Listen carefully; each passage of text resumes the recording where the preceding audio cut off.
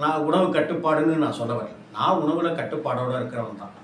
எதற்காக இதை நான் சொல்ல வரேன் அப்படின்னு சொன்னாக்க, இதற்காகத்தான் நம்ம பூஜை புனஸ்காரங்களில் சரியான உணவுகள் கட்டமைக்கப்பட்டோம். உதாரணத்துக்கு பொங்கல் கொடுத்தாங்க அப்படின்னு நம்ம சொல்லுவோம். அந்த பொங்கலுக்குள்ளார இருக்கிற ஜீரகம் மாதிரியான விஷயம், மிளகு மாதிரியான விஷயம், நெய் மாதிரியான உடல் சூட்டை தணிக்கக்கூடிய விஷயங்களும்னு பல விஷயங்களை அதில் கலந்துருக்கக்கூடிய விஷயங்களை நம்ம பார்க்க முடியும். புளியோதரை தருவாங்க அப்படின்னு சொல்லுவாங்க. இந்த புளியோதரைங்கிறது எப்பயாவது நம்ம சாப்பிட்ற உணவுகளில் ஒரு உணவு. புளியோதரை எப்போதும் டெய்லி சாப்பிட்டு இருக்க போகிறது.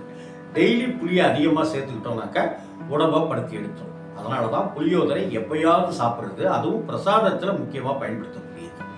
இது போல தான் பார்த்தீங்கன்னாக்கா அக்கார அடிசில் அப்படின்னு சொல்லப்படுகிற பெருமாளுக்கு ரொம்ப ரொம்ப இஷ்டமான ஒரு இனிப்பு பிரசாதம்.